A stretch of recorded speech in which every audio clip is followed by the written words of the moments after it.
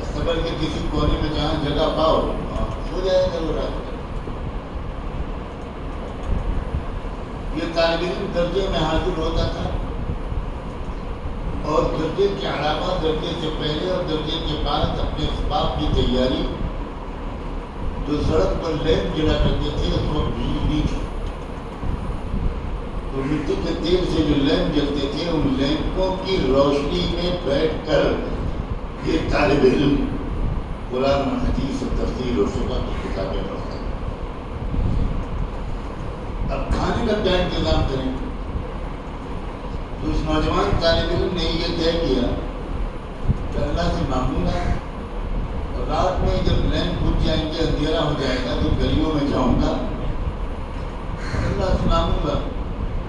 تو کچروں میں کوئی گھر کا کھانا بچا ہوا کوئی پھینک دیتا تھا, کوئی ہڈیاں پھینک دیتا تھا, کوئی روٹی کے ٹکڑے مل جاتے تھے, کوئی پھلوں کے چھلکے مل جاتے وہ اٹھا لاتے تھے اور ان کو پاک کر کے صاف کر کے اگر ضرورت سمجھتے تھے اللہ کا شکر ادا کر کے وہ کھا لیتے تھے. 24 گھنٹے میں ایک بار یہ بندہ آگے چل کر سید الاولیاء اور سید العارفین بنا. علم کا یہ مقام تھا کہ میرے والد ماجد رحمۃ اللہ علیہ فرمایا کرتے تھے کہ حضرت رائے پوری کی جو شہرت ہوئی وہ تو ہوئی ایک شیخ مربی, ایک صاحب دل, صاحب نظر کی, ایک اللہ والے کی, اور بلا شبہ وہ مقام ولایت کبریٰ پر فائز تھے. لیکن یہ کہتے تھے والد صاحب کہ علمی طور پر بھی حضرت رائے پوری کا مقام اپنے دور کے علماء میں شاید سب سے بڑا تھا. اس عالم نے, اس نوجوان طالب علم نے اس راز کو پا لیا کہ کتابی علم تو مجھے دیوبند سے مل گیا, لیکن میرا دل کا کیا ہوگا؟ جب تک میرا دل صاف نہیں ہوگا تب تک میں پڑھا لکھا کہا جاؤں گا, علم والا نہیں کہا جاتا, عمل تو بہت دور ہوتا ہے. اب میں اپنے دل کو کہاں بناؤں؟ دل کے اندر کے تمام میل کچیل کو کہاں صاف کروں؟ میں دل سے مال کی اور دنیا کی اور چیزوں کی محبت کو اور اپنی ذات کی تکبر کو کہاں دور کروں؟ تو پتہ چلا ایک بندہ ہے حضرت شاہ عبدالرحیم رائے حضرت جمہوری رحمۃ اللہ علیہ کے اجل رفیع. چنانچہ حضرت شاہ عبدالرحیم رائے کی خدمت میں یہ بندہ حاضر ہوا اور پھر اس طرح مٹایا اپنے آپ کو. کاش کہ میرے پاس وقت ہوتا تو جو کچھ میں نے اپنے والد ماجد جو حضرت بڑا سید ابوالحسن علی ندوی سے ہزاروں بار سنا اس کا کچھ تو خلاصہ پیش کرتا, مگر افسوس یہ ہے کہ وقت نہیں اور یہ میری اپنی محرومی ہے.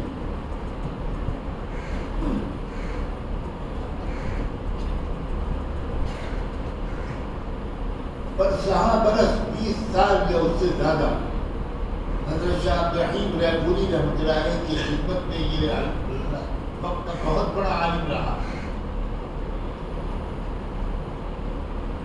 اس کے بعد جب حضرت شاہ عبدالرحیم رائے پوری وفات ہو گئی ان کی اور ذمہ دار اکابر نے حضرت شاہ عبدالقادر رائے پوری پر ڈال دی, جب سنبھالو اس میخانے کو, اب دل کو درست کرنے کے اس کارخانے کو تم سنبھالو, اللہ اللہ سکھاؤ, بندوں کو اللہ سے جوڑو. تو جب یہ ذمہ داری وہ بوجھ پڑا تو وہ اکابر سے ملنے گئے, دوسرے اکابر سے دعا کی گزارش کے لیے کہ حضرت میرے اوپر بڑا بوجھ پڑ گیا, میں تو گنوار آدمی ہوں, مگر کیا کروں کہ اکابر نے مجھ پر بوجھ ڈال دیا, میں کیسے سنبھال پاؤں گا؟ آپ کی توجہ اور دعا چاہیے. اس سلسلے میں وہ پہنچے حکیم الامت حضرت اقدس مولانا اشرف علی تھانوی نور اللہ مرکزہ کی خدمت. حضرت تھانوی نے بڑے محبت سے اکرام و استقبال کیا، بہت سیاست کی، بڑی بے تکلفی سے پوچھا کہ بھائی مولوی عبدالقادر صاحب، آپ کے شیخ اور حضرت شاہ عبدالرحیم رائے پوری کے پاس تو میں بہت جایا کرتا تھا، میں نے تو آپ کو وہاں کبھی نہیں، یہ آپ کو کہاں اس گدی پر بٹھا دیا گیا اور کہاں یہ آپ کے اوپر ذمہ داری پڑ گئی، مجھے سمجھ بھی نہیں آتا، میں نے تو آپ کو وہاں کبھی دیکھا ہی نہیں۔ اب سنو، کسے کہتے ہیں سلوک و تصوف؟ حضرت رائے پوری نے کہا کہ حضرت ایک لنگی بنیان پہنے دیہاتی آدمی آپ کو نظر آتا تھا؟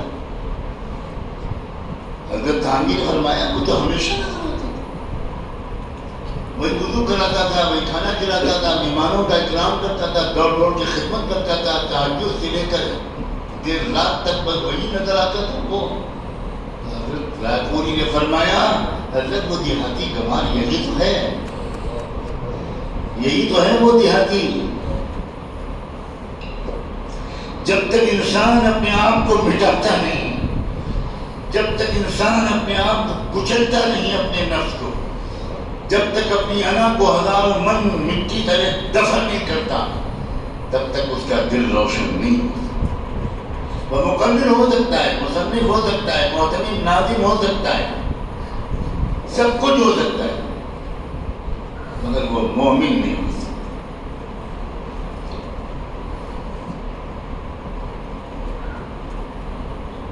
ان خانقاہوں میں دل بنائے جاتے تھے اور انسانوں کو اپنے کو مٹانا سکھایا جاتا